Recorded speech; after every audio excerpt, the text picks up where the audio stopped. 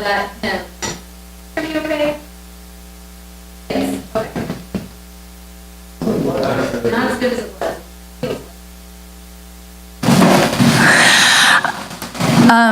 Better? Okay, not too loud. Okay. I don't know the full story of that hymn, but I do know that the woman who wrote it as a personal prayer.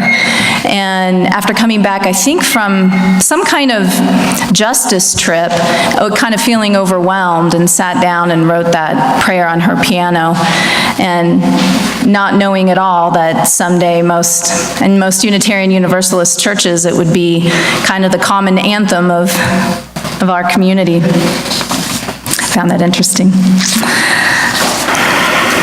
It is so good to be with you today, to see familiar faces and just to be in this space. It's a beautiful space. But it always seems like I come on a warm Sunday. So thank you for bearing with me as we sit. Actually, it doesn't feel too bad, but we'll see as the sermon goes on. No. So today's sermon is titled A Dialogue on Prayer. I would like to share with you a couple of memories that really stand out strong for me when it comes to prayer in my childhood. One memory I have is praying with my dad at bedtime. I must be 4 or 5 years old. I'm all tucked in. He's kneeling by the bed. All the lights are out except for the glowing night light. I don't really remember the content of these prayers, but I remember the feeling I had while my dad was praying. Feelings of safety, belonging, love, connection. And as I look back, the most interesting thing for me is that it was kind of a window into my dad's soul and his desires and deepest wishes. The second memory I have is I'm praying all by myself, this time as maybe a 10 or 11-year-old, and I'm kneeling by the bed, hands in the iconic prayer form, and I am praying earnestly for my grandma to be saved. See, we were evangelicals. I grew up in a conservative household, and she was Catholic, and I had learned in Sunday school that most likely she was going to go to hell. I was scared. I was scared for her, and I felt like a deep responsibility too, like it was my responsibility to pray for her so that she could be saved. So these two memories of prayer and two different feelings, one of comfort and a God who is caring, and then the other, almost a prayer of anguish and a God of conditional love. So needless to say, as I grew up, I was quite confused about prayer. And as I entered into my young adulthood, I would sometimes pray and sometimes not. I eventually left the church of my childhood and my youth, explored many different churches and spiritual communities, sometimes just throw the whole thing out, didn't attend anywhere. But from time to time, I would really feel the call to pray. I missed my relationship with God, and I missed my connection to Spirit.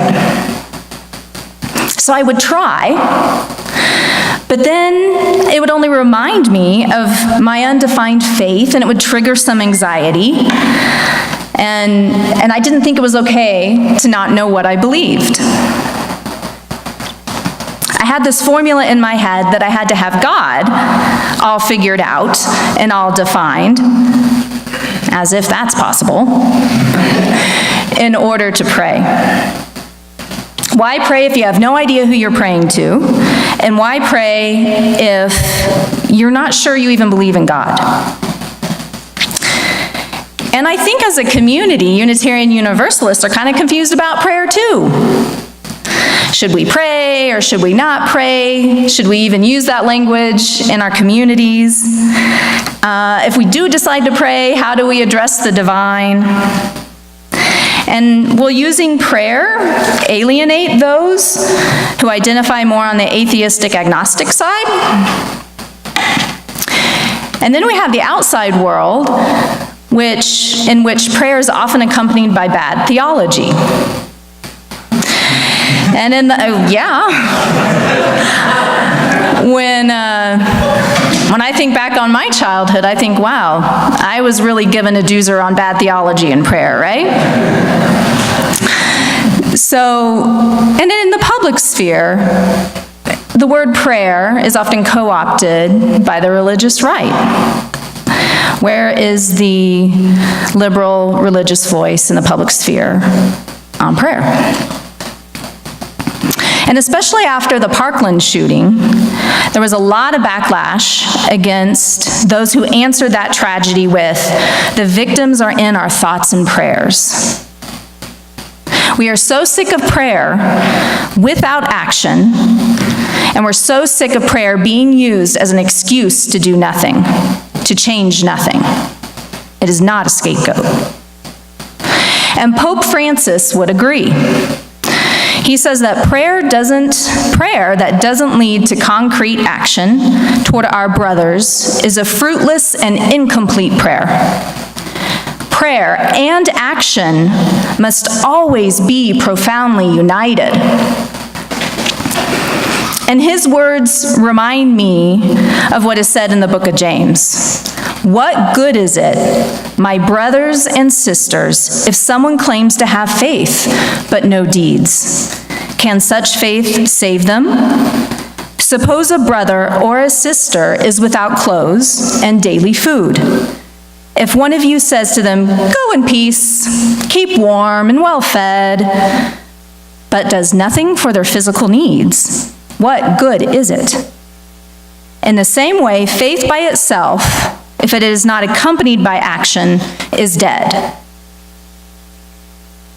Now notice that Pope Francis and the author of James don't say to not pray, or don't say to not have faith. They just say that prayer by itself is not enough. And prayer can be transformative and powerful. So powerful,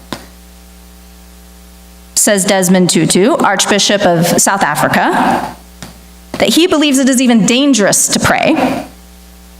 Because if it is a true prayer, and if it is with you know what I'm trying to say, prayer and spirituality, it is subversive of injustice. Subversive of injustice. So what exactly is this prayer thing? And why should we do it? First, I want to offer you this story. When I went to Columbia, it's been 9 years ago now, to teach at an international school, my Canadian roommate, Emily, who had more experience living in a foreign culture than I had, often repeated the phrase, "I don't have to understand this." She'd kind of mumble it to herself in the marketplace. "I don't have to understand this." When somebody was eating something strange, possibly a fried ant, or eating soup, drinking soup on a really hot day, she would just kind of say, "I don't have to understand this."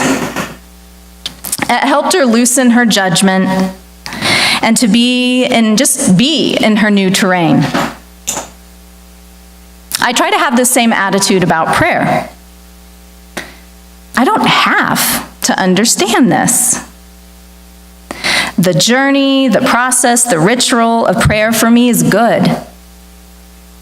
And I don't have to understand it.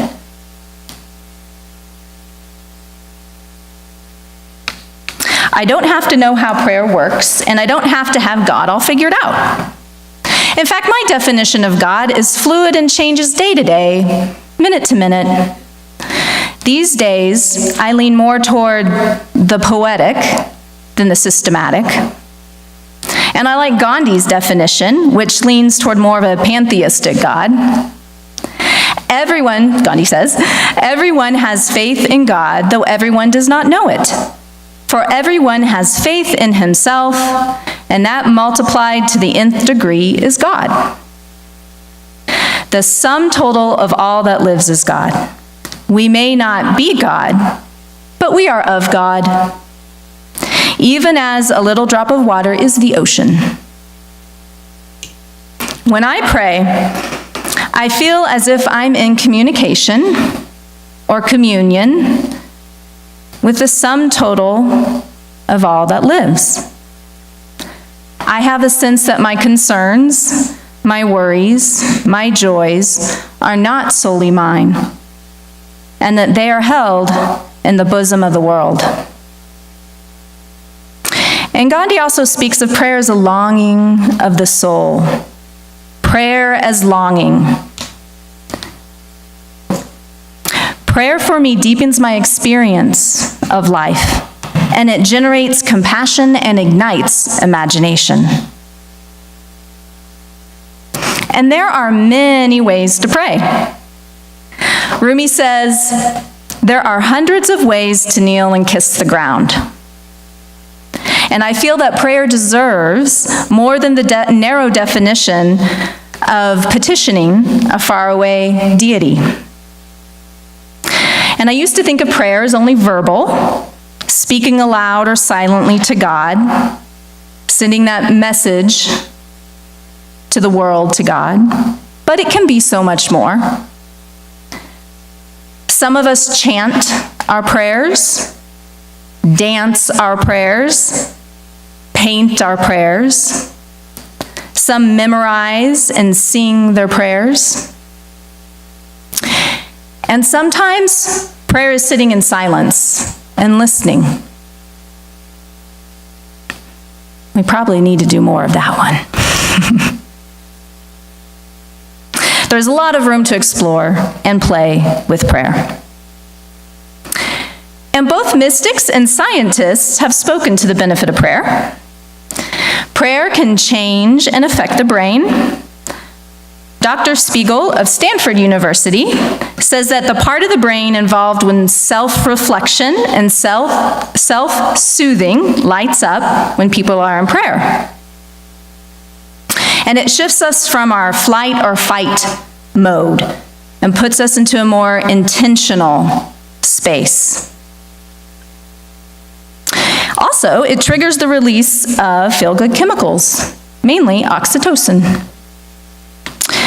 And Dr. Andrew Newberg, a neuroscientist, studied monks, nuns, and Sikhs for some 10-odd years. And his research found that when people are in deep prayer or deep meditation, the practitioner's parietal lobe goes dark. The parietal lobe is the part of the brain that is responsible for the sense of self, and it orients self in the world. So if that part goes dark, we are sensing a unity.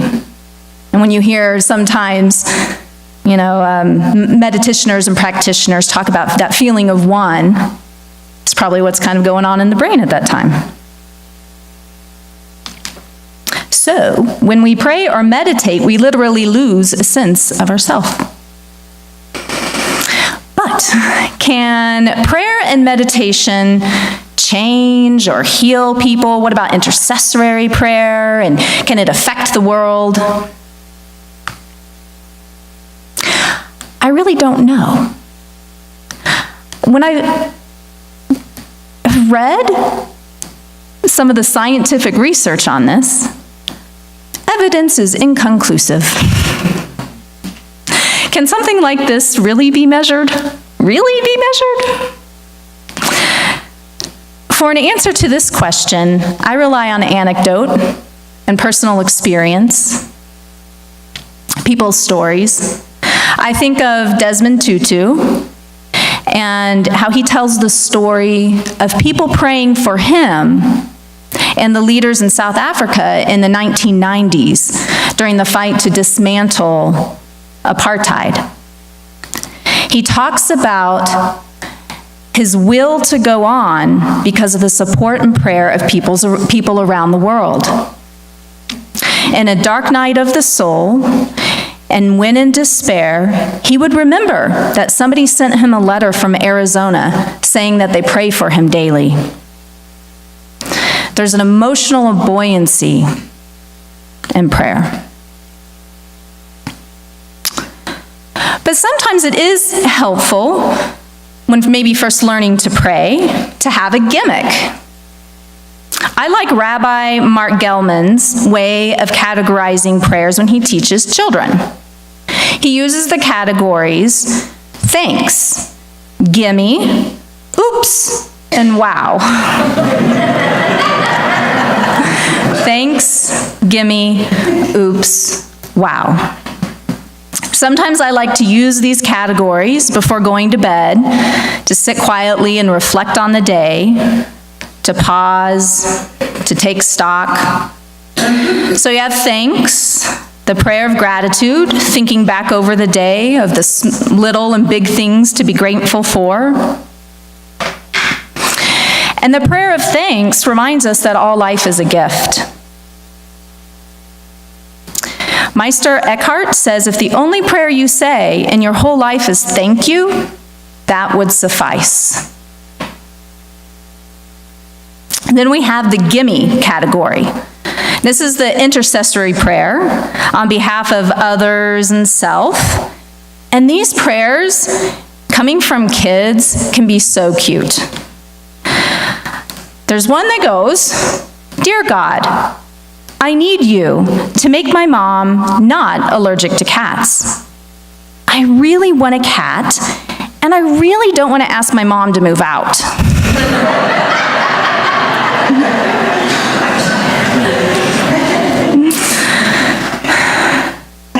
UU minister Eric Walker Wickstrom created a way to pray kind of based on these same broad categories of prayer using prayer beads. And he calls the gimme prayers loving.